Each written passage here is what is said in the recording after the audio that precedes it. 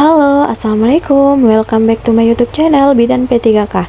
Nah, pada kesempatan kali ini kita akan membahas beberapa soal ataupun pembahasan, lebih tepatnya pada rangkuman catatan bidan ya teman-teman. Jadi catatan ini saya rangkum saat mau ujian P3K dan alhamdulillahnya saya lolos tahun 2023. Dan semoga teman-teman yang akan dihadapkan dengan ujian P3K maupun CPNS ataupun UKOM dimudahkan dan segera lolos tahun ini. Amin. Semangat teman-teman, jangan kendor. NIP sudah ada di depan mata. Oke, kita masuk ke soal yang pertama ya teman-teman. Jadi sebelum saya membaca soalnya, saya ingatkan bahwa dalam soal ini yang saya rangkum itu adalah hanya bagian titik fokus pada soal. Namun biasanya pada soal itu ada pengeco-pengeco lain, misalnya berat badannya berapa, penyebabnya berapa, frekuensi jantungnya berapa. Jadi sekali lagi yang saya tulis ini hanya bagian terpenting saja dari soal. Oke, kita masuk ke soal pertama. Bayi lahir 6 jam yang lalu. Poin pentingnya skor balarnya itu 35. 35 itu aterm ya teman-teman. Kemudian ekstremitasnya dingin dan bayi tampak lemas. Jadi diagnosanya itu adalah hipotermi. Nah, yang ditanyakan dalam soal ini adalah rencana asuhan. Apa rencana asuhan yang paling tepat pada kasus tersebut? Tentu saja asuhan yang diberikan pada bayi yang mengalami hipotermi yaitu memfasilitasi bayi kontak kulit ke kulit dengan ibunya.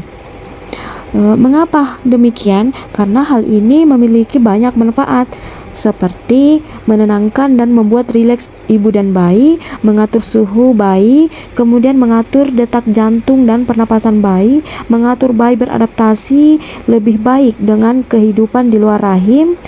Terlebih lagi karena bayinya itu sudah lahir 6 jam yang lalu, jadi sudah dilakukan rawat gabung. Jadi hal yang paling tepat untuk mengatasi hipotermi adalah kontak kulit. Oke, soal kedua. Kemampuan motorik halus bayi pada bayi 3-6 bulan. Yang pertama itu kepala sudah bisa menoleh kiri ataupun kanan, atas ataupun bawah. Yang kedua memegang atau menggoyang-goyangkan mainan yang digantung. Ketiga, menggenggam mainan atau jari orang lain. Yang keempat, meraih benda yang ada di jangkauannya. 5, menyatukan kedua tangan dan mengamatinya. 6, pandangan mengikuti benda yang bergerak ke kiri dan ke kanan. Dan ketujuh, mengarahkan pandangan ke benda-benda kecil. Jadi ini sebisa mungkin kita ketahui ya teman-teman, apalagi bagi teman-teman yang belum mempunyai anak. Oke, kita lanjut ke soal ketiga. Di sini ada soal hidrosefalus. Hidrosefalus itu adalah penumpukan cairan dalam vertikal otak. Nah, yang kita lihat itu biasa kepalanya besar. Apa penyebabnya? Penyebabnya yaitu cedera atau benturan keras. Yang kedua, perdarahan intrakranial. Dan ketiga, bisa karena infeksi selama hamil, baik infeksi rubella, sifilis, ataupun TORCH. Keempat, ini soal tentang kasus mikrosefali. Lingkar kepala normal pada usia bayi 6-12 bulan itu 43-46 cm. Nah, jika pada kasus lingkar kepala 42 cm pada bayi 10 bulan dan KPSP-nya itu 8, nilainya 8 ya teman-teman, nilai KPSP 8, maka diagnosanya itu adalah mikrosefali. Apa asuhannya? Asuhannya yaitu melakukan konsultasi kemungkinan mikrosefali. Jadi posisi dalam soal ini kita lagi menemukan kasus di posyandu. Oke, soal kelima. Ini tentang pemberian FIDCA ya teman-teman.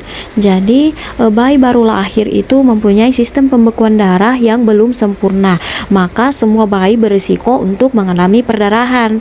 Nah, untuk mengantisipasi hal tersebut maka dilakukan atau disuntikkan vitamin K pada bayi. Dosis vitamin K itu 1 mg di paha anterolateral kiri.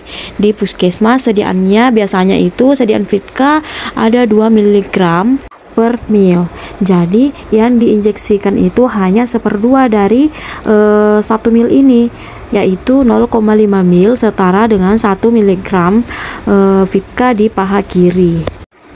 Soal nomor 6 itu tentang oral thrush. Oral thrush ini adalah bercak putih pada lidah bayi. Jadi kasus ini banyak ditemukan pada bayi yang belum MPASI. Apa penyebabnya? Penyebabnya yaitu jamur Candida albicans. Jadi teman-teman harus tahu ya, penyebabnya yaitu jamur Candida albicans yang menyebabkan oral thrush.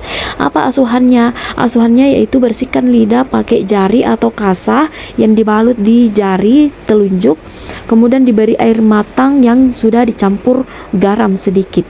Kemudian yang kedua, tetes suspensi nystatin 0,5 ml per kilogram berat badan per hari.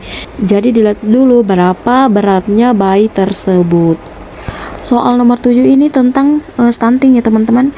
Ini yang harus kalau bisa dihafal mati teman-teman. Tapi kalau ini dimengerti, betul-betul dipahami, akan sangat terasa mudah. Pada hasil pengukuran grafik pada tabel di buku KIA atau buku PING, jika di atas 2 SD atau lebih dari 2 SD status gizinya itu tinggi. Kemudian jika dari minus 2 SD sampai 2 SD itu status gizinya normal. Kemudian minus 3 SD sampai kurang dari minus 2 SD status gizinya pendek atau stunting. Kemudian di bawah kurva Z score kurang dari minus 3 SD itu sangat pendek ya teman-teman. Jadi ini yang selalu ditanyakan, apa tindakannya? Misalnya ada soal yang mengatakan pada Z-score anak lebih dari 2 SD, apa tindakan selanjutnya gitu. Jadi tindakan pada Z-score dengan status gizi tinggi ini yaitu jadwalkan kunjungan ulang, begitupun dengan status gizi yang normal. Nah, bagi status gizi yang pendek atau stunting, tindakannya yaitu asupan gizi ditingkatkan dan dijadwalkan kunjungan ulang. Dan bagi yang Z-score-nya kurang dari minus 3 SD atau sangat pendek, itu tindakannya segera rujuk ke vaskes. Soal selanjutnya nomor 8, ibu hamil dengan DM atau diabetes mellitus berpotensi untuk melahirkan bayi besar dan berisiko hipoglikemia atau kadar gula darah rendah. Nah, saya ingat teman-teman soal ini masuk pada soal P3K tahun 2023 dan soal UKOM 2024. Kalau tidak salah, saya UKOM bulan 10 teman-teman. Nah, selanjutnya soal nomor 9 tentang pola interaksi anak. Jadi ini ada 5 macam teman-teman. Yang pertama, parallel play. Parallel play ini adalah bermain namun sedikit interaksi. Yang kedua, solitary play atau anak asik bermain sendiri.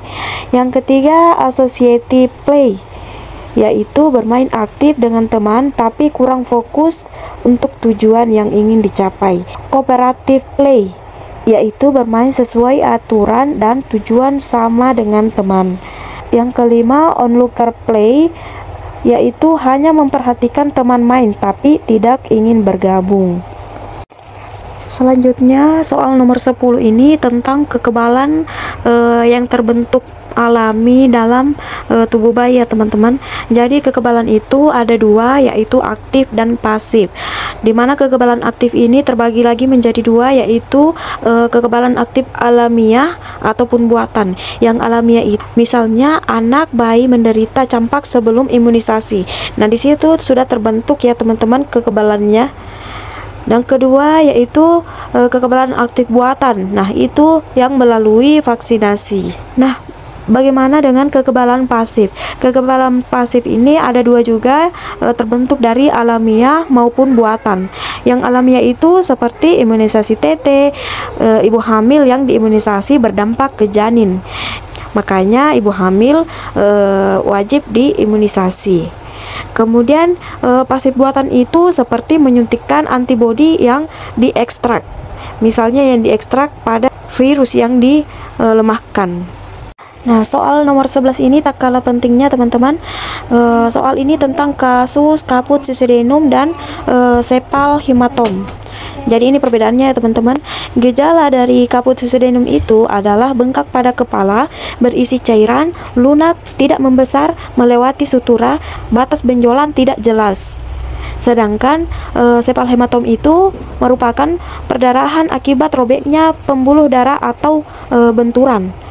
Gejalanya itu timbul setelah bayi lahir 6-8 jam, bertambah besar, tidak melewati sutura, teraba padat dan tegas, hilang dalam 2-8 minggu. Nah, tata laksana bagi kaput duodenum itu hanya observasi atau lakukan asuhan rutin, tidak memerlukan terapi, akan menghilang dalam 3-6 hari.